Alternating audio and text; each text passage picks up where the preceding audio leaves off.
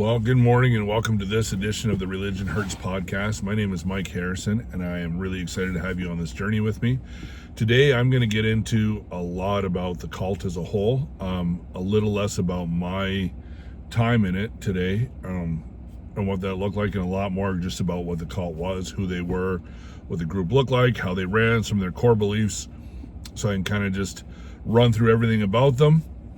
I actually recorded this video yesterday and somehow there was no sound to it, so I am redoing it today. My goal is to record these on Tuesday and have them, loaded onto YouTube and Spotify and everywhere else Tuesday night and released early Wednesday morning. So I apologize. This is not going to follow that, but that'll be my goal going forward, to try to get some consistency to it. One of my favorite relatives in the whole world, Aunt Beatrice, who will hate me calling her that, harassed me for not having a podcast out last week, and I'm actually on a job site again today, just working a little ways away from home, trying to build an addition for a good friend of mine who lost an arm and a leg in an accident last year. And so it's just been hard to get into the studio to record properly at night. There's kids and friends of kids and all kinds of things going on. It makes it kind of hard to do a video. So today it's from the truck, and hopefully the sound quality is not too bad. I have the fan going on in here a little bit because it's a little bit warm outside, but hopefully this isn't too bad. So let's get started on this. I got my laptop off to the side, so if you see me looking to the side, if you're paying attention to those things, that would be why. I'm just checking my laptop, trying to stay on line here. So what is a cult? I think to a lot of different people, cult means a lot of different things. I know, for example, I go to an Assemblies of God church, and I have some friends that were former Catholics, and by no means taking shots at Catholics or anything, but I know they all said before they ever came to this Assemblies of God church, River of Life, they thought that our church was a cult just because it's so different than what they knew and understand and grew up with. And so I think that happens a lot, where people, they don't understand, they don't quite grasp what's happening. And so it's kind of a quick catch-all word to say, well, it's a cult, it's cult-like, it's this, this movie has a cult following, this band has a cult following, like really hardcore people. To me, when I'm talking about a cult, it's a group that tends to be small, is very, very focused on one leader, and one leader who is essentially, there's God in the world, they get made up to be like, there's God, then there's this leader, then there's, maybe some of their lieutenants, and then there's everybody else. And literally it becomes to the point that everything that happens and functions and flows and goes all comes through this leader down to everybody else. And they're basically, maybe others can hear from God, but this is the authority on everything God says. And then they segregate and brainwash, but they segregate and keep people away from any outside influences, and shun anybody that isn't part of the group. They get more and more eternal, and basically they're the only ones that have the truth. They're the only ones that have the knowledge. They're the only ones that know. And there's lots of cults, throughout history that have been pretty crazy, probably a fair bit more crazy than what I was in. But it got to be crazier as we went on. So I'm just going to kind of go through who started it, what they believed, what their core beliefs were, what they were trying to accomplish, etc. And so just so this group is still going out there right now. They started in southern Ontario, just outside of Toronto, town called Hockley Valley, just outside of Alliston. It's maybe about an hour and a half from Toronto. And then eventually they went to Florida, and now are currently in Atlanta, Texas, where they're continuing completely in this cult ways. The same leaders are still in charge of it, and I still have a large chunk of family that is completely caught up in this. And I'll get maybe into some more stuff about the family dynamics in later videos, but I'm going to just try to hammer through, kind of an overview of the cult today. So the cult was started by Chris and Brenda Harrison, and yes, if you caught that, my name is Harrison. You can see it there on on my work sweater. But Chris Harrison and Brenda, they started this cult. And at some point, quite a few years into the cult, when I actually became an American citizen, they convinced me that I should change my last name to match theirs. And it's a whole nother story I'll probably get into at some point, but Harrison was not my birth last name. Jansen Van Doren was my birth last name. All my kids still carry that name, thankfully, and my wife does as well. So if you ever are wondering why, that's why. There's a difference. I got my name changed when I became a citizen, and we've looked at changing it back.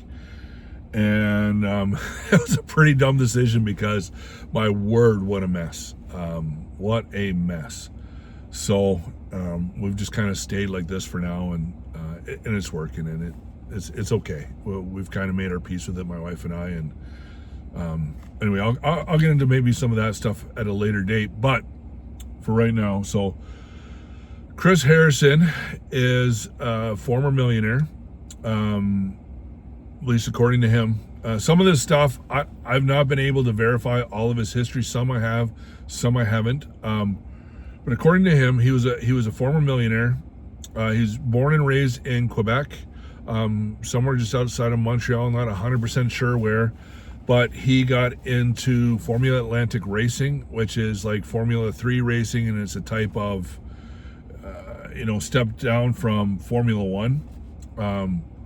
And he got really into racing, had racing teams through the years. I believe he owned some car dealerships and stuff that helped, to support all this and whatever else he was into. The millionaire part of it and how much money he had or didn't have, I've never been able to verify that. But I have been able to know that his racing team did exist. You can find history on it. It was called Écurie Canada, like ECURIE, so French, but Écurie Canada. And he owned this race team. Actually, Gilles Villeneuve, who became a very famous Formula 1 race car driver, his first foray into racing was through Chris Harrison. That I've been able to verify. And so he ran for Chris Harrison for a season, and then was picked up by Ferrari and became a Formula 1 driver. So that's kind of his claim to fame.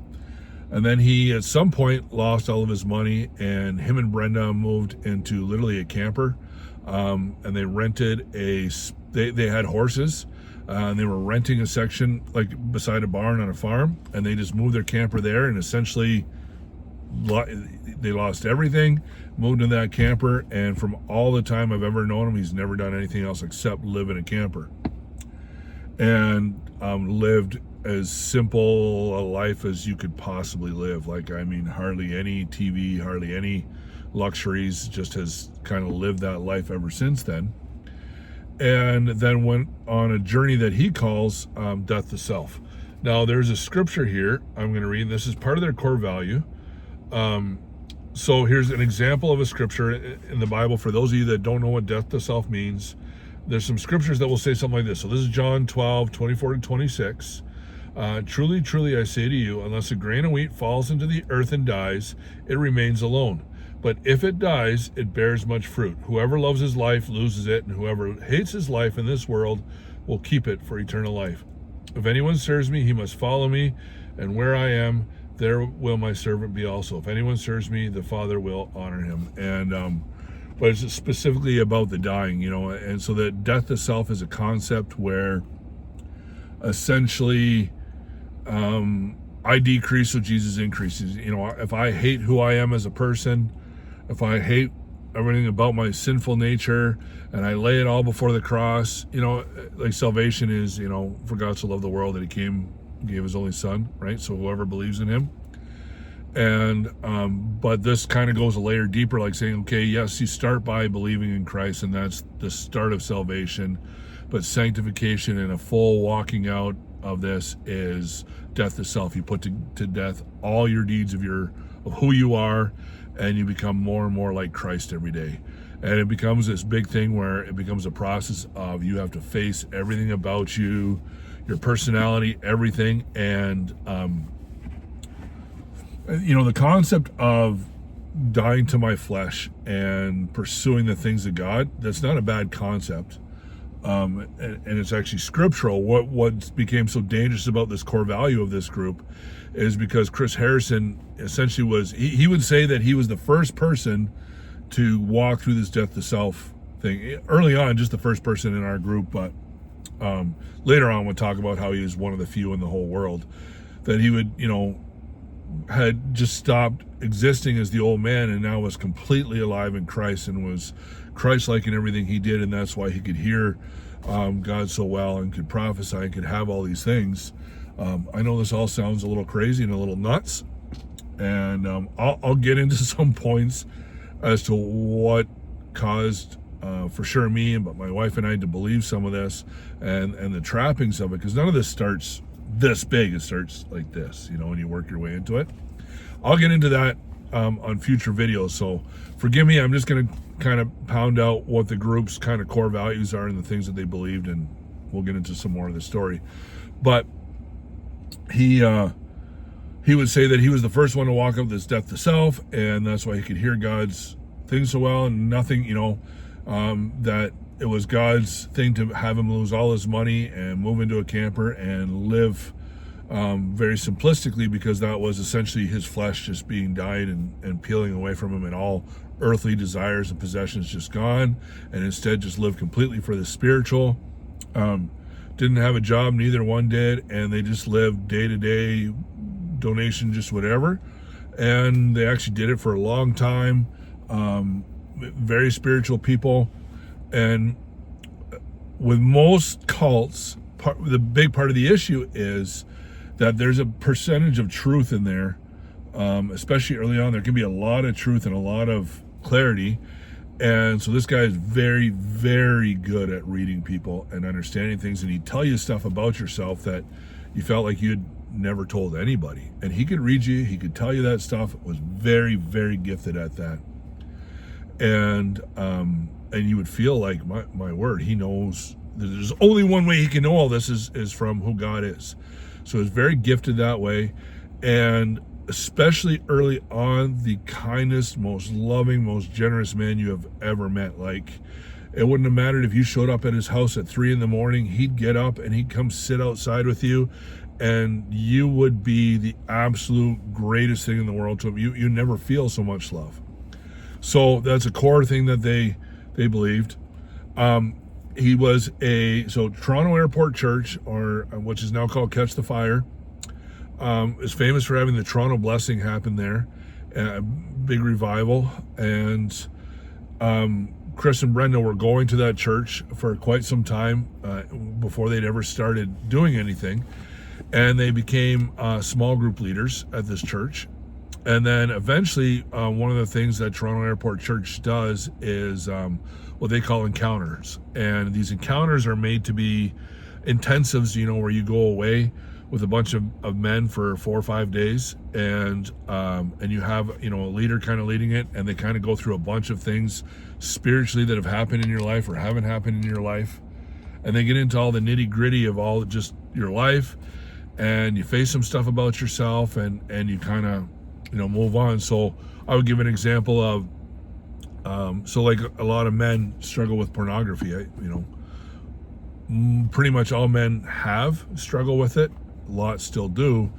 And I find, especially for Christians, there's not a lot of places for men to bring that struggle to and not receive judgment. They get, it's a pretty harsh thing. And so men have a really hard time being honest about this porn usage and addiction. I'm just giving an example. And, it could be alcohol, it could be lots of things. Anger, hurts, whatever. I'm speaking from the point of a man because I am not a woman. So I'm sure this is very similar for women. I'm just going for the man side. But, and we're taught as men to keep things locked in and to not talk about stuff. So you get to this intensive weekend where all these other guys are starting to open up and share. And now you take these big burdens, like something like a porn addiction, and you share it all with this. But because all these guys are doing it, it ends up becoming this massive freeing thing, because now you're on a journey with other men who are supporting you and helping you walk it out. And there's actually a lot of power and something that's really healthy about doing this kind of thing. And so it's kind of an incredible deal. I'm just going to pause this for just a second. I'll be back in just a second. There we go. I'm back. Sorry. Yesterday when I did the original version of this podcast, my phone ended up overheating because it's sitting up on my dash, and I think the sun just got into it, caused the phone to overheat. So I just took a moment there just to blast the air conditioning on it and just make sure it wasn't too hot. So anyways, Chris and Brenda ended up getting trained in doing these encounters, and then they started to do these encounters for a bunch of people, and they ended up getting really close to a man named Don Van Bodegum.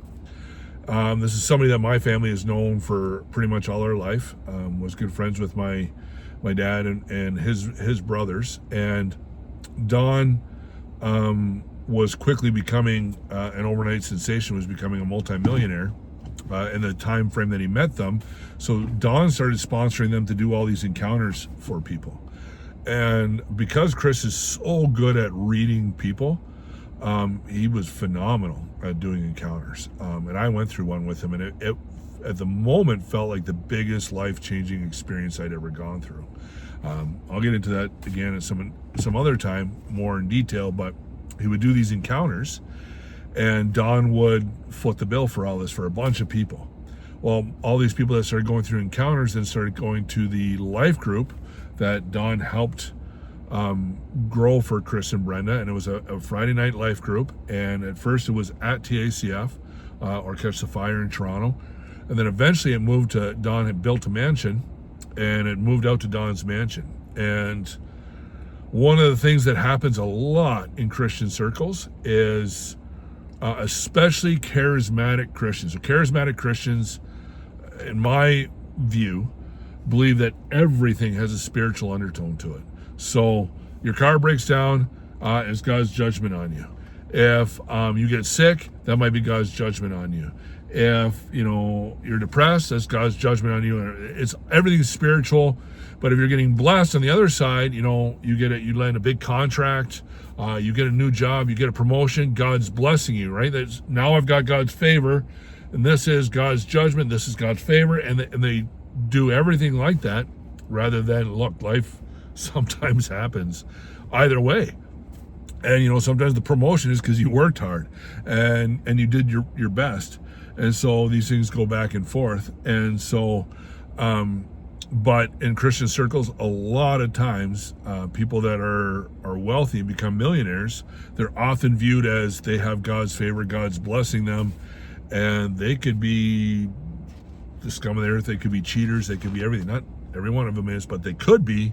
And a lot of times they'll get looked over as they are blessed of God because of this, because they're financially being blessed. God must be with them because they're being blessed. Huge in charismatic circles. I think it happens a lot in others as well, but charismatic circles very big.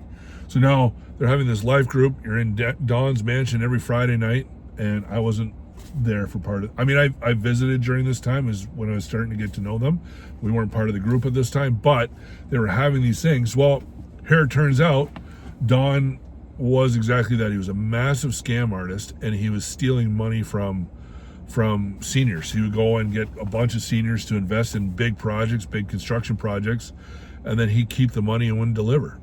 And, write it off as well. There was this issue, that issue, whatever. Anyway, so Don Van Bodegum went to jail. Well, shortly before Don went to jail, Chris Harrison, to his credit, I guess you could say, went and confronted Don. He had found out about Don's business practices and said, God's going to judge you if you don't clean this up. And he basically told everybody in the group this is what was going to happen. So 3 months later, whatever, Don gets arrested and then ends up in jail. Gave this huge credence to how Chris Harrison's a prophet and has all the ability of being able to prophesy and hear from God what's going to happen. And he just goes, during this time, Don would give him money for this or that or whatever, but he just carried on and lived like, money just didn't matter. He really lived a life like, I don't need anything in the flesh. I'm just totally happy. And that's what he'd go do. And so Chris and Brenda this time were late 60s, I want to say. And so they just went back to living their life. And eventually they still have their Friday night things, but Chris and Brenda came up with this belief that they wanted to. So Brenda is actually kind of a famous, especially in Ontario, famous horse trainer for long distance racing. And so I'm talking 25, 50, 75 mile, and then up to 100 mile races. And there's very few horses that can run 100 miles, and very few racers that can do it. And it's a really competitive, high-end field, right? Like it takes a lot of years, and a lot of time, and a lot of effort to do it. It doesn't have the same publicity that, say, like the Kentucky Derby has, but in its world, it's quite the thing. And it's more of a worldwide thing, and it's often won by Arabs, people of Arab descent, or that live in those areas, because they A, have the money, and B, their horses have the bloodlines and everything. Well, Brenda had competed at some pretty high endurance racing levels. That's what it's called, is endurance racing, and won some big races. And so she was well known as being a great trainer.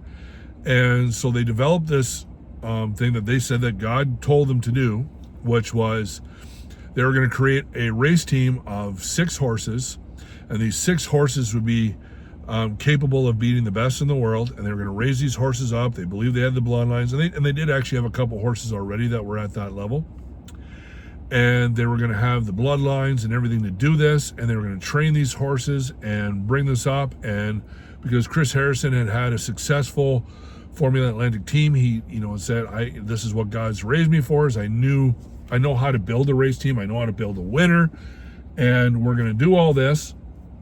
And then we believe God is going to bring Israeli riders, and these Israeli riders will come and then be trained on our horses, and we'll bring them to the World Equestrian Games, which happens every 4 years, biggest race in the world, and of this type. And again, it's often dominated by Arabs, and we'll have Israel be forefront, top center. And then he had this belief that would be the beginning of the end times. And he has some scriptures that back it up that I honestly don't remember. That had a lot to do with how that this was going to be a gift to Israel that would highlight Israel and be the beginnings of the end times. And the more the group went on, the more Chris Harrison would talk about the end times and all these different beliefs that he would believe were going to happen, that were going to get triggered out of this thing. And so then they began to do it. And there was, at this time, there's probably 50 people in their small group. And it began to become like, so the way that was kind of set up is they had their farm where they would do stuff. And essentially what they would do is they had, I want to say 3 homes or 4 homes of people that were in the group that, owned or rented houses, and a whole bunch of people that were really interested. A lot of them young, didn't have money or whatever, or were families like us that moved from far away and didn't have a home yet and things. And they'd help all these different people start to live in these couple homes. So you'd have 3, 4, 5 families living in a home, communal type living. And then 2 or 3 of the men from those homes would go and have jobs and work and supply the finances needed for that home to compete, plus money to go towards racing. And all the rest, pretty much all the women and children, and a lot of the men still will go then daily to this farm and begin to help build this farm and raise horses and do all these things. And eventually they started having morning meetings where every day they would talk about something. Chris Harrison would come out and prophesy or talk about spiritual things. And this group of people got to be more and more and more intensified in this. And then you'd have people following away, they'd be there for a couple months, 6 months, a year. And it got to be, eventually that there was a core group of, I would say 35 to 40 people that were really core group. And I was always, so they had levels. So they had Chris and Brenda at the top. Chris and then Brenda under him. Then they had the girls that were basically the main, so that, at this point they started racing these horses regularly and training them every day. And they had this group of girls that were actually my cousins, but get into that another time. But they had this group of girls that Chris Harrison believed were extremely gifted, and they were beautiful and very, very good riders. And they'd have this group of girls was kind of one layer above everybody else. And then, one of them was married as well. And so then her husband kind of was a group above everybody else. And then there was one other, which would have been my actual brother, physical brother, was a step above everybody else. And this is kind of be like his lieutenants. And these people were the top of the top. And then eventually it even split up more. And one of the girls and my brother, not together, but they were like the lieutenants right under Chris Harrison, even higher than Brenda at some point. And then those girls, and then there was all the people involved in racing was the next tier.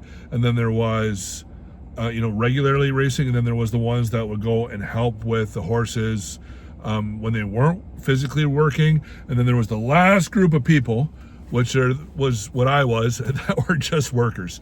We just go out and work and provide money and go do that. And we were kind of the lowest tier. And because of my life and how I'd been raised, being a black sheep was pretty normal, actually, for me. So it felt right. Yeah, I know it sounds nuts, but it felt right. So anyways, this is kind of the way they ran it. And then everything would go to that. And then they ended up starting to, eventually they left TACF. Because TACF started to get so John and Carol Arnott, who are the founders of Toronto Airport Church, or Catch the Fire, they knew Chris and Brenda really well and actually boarded a horse with them for a long time. They started catching wind of some of the stuff that Chris and Brenda were doing, so they had some things to say to them. And so because of that, Chris and Brenda believed that the time was now to move on and to doing our own. So then we started doing Sunday services and starting to do all that. It's actually, I became a sound guy for these Sunday services, actually where I learned the skill of sound.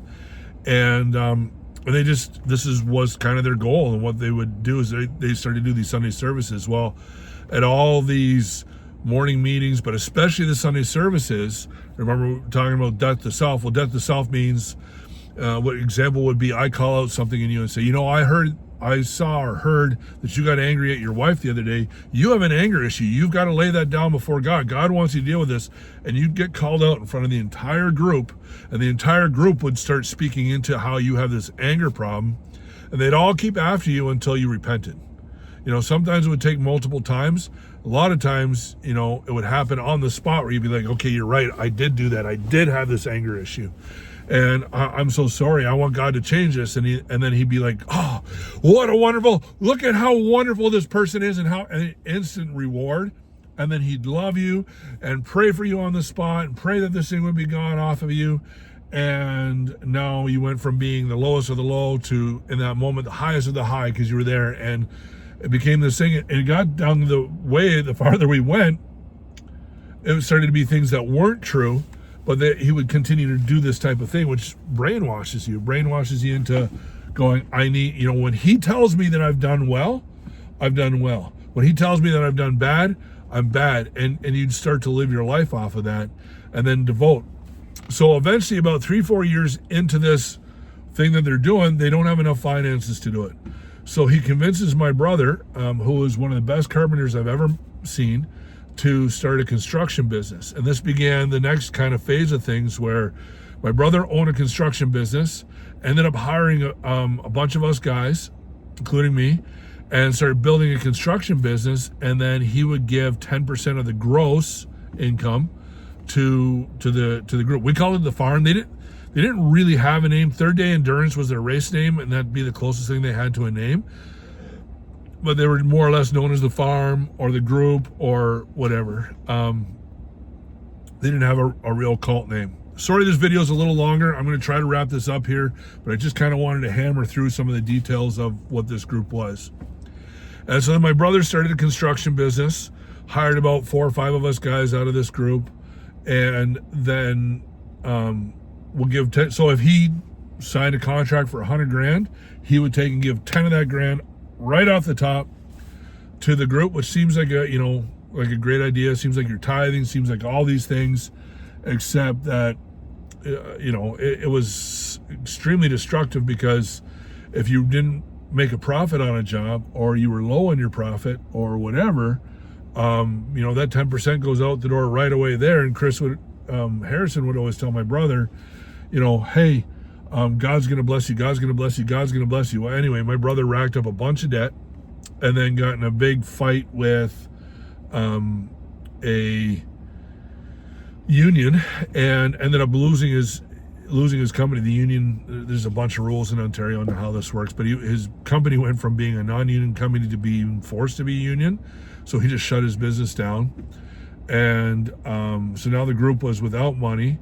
And so then Chris Harrison convinced some others, a real good friend of mine, Nathan Yoder, and my sister-in-law Mary, to start a hay business where they were growing hay in Ontario and selling it in Florida. So at some point, that really core group of people started going to Florida every winter, and they would go down to Florida, and they would go and because that's where all the horse training would happen, and it's too cold, ground's too hard and stuff up here in the wintertime. So they would go down to Florida, underneath the business's finances, and go train horses, just that core group in winter every time.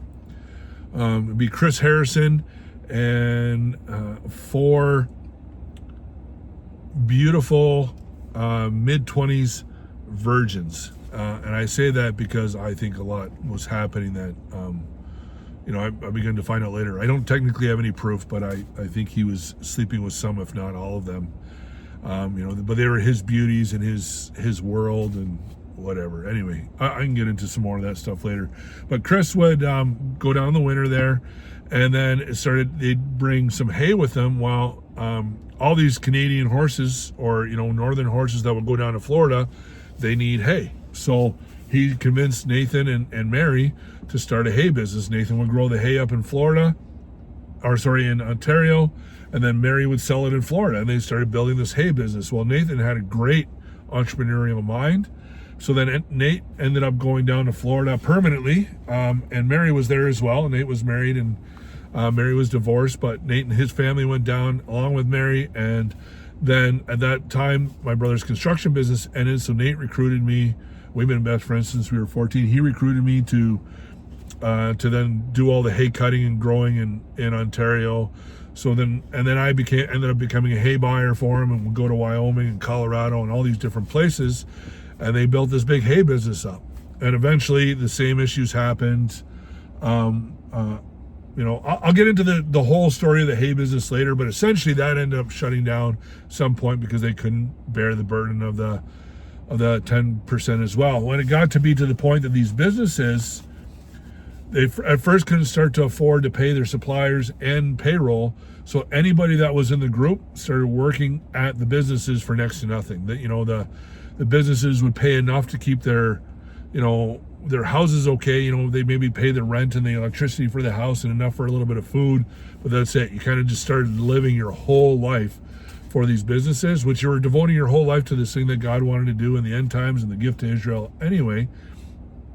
And of course, if you resisted, then there was going to be a Sunday morning where it was you called out, right? And so it's pretty insane and disgusting if you stop and you take a moment and think about it all. But they would do all this, right? And they'd build it all up this way, and then essentially start to do this. So they're still operating. They went to Florida. They kind of burned all their bridges in Florida. They burned all their bridges in Ontario. So at some point, about 2 years ago, I think, they moved the entire lot of them down to Atlanta, Texas.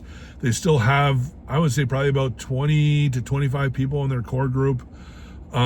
Same setup. You can go look it up. You'll find Endurance Horses and Hay, Endurance Horses and Feed.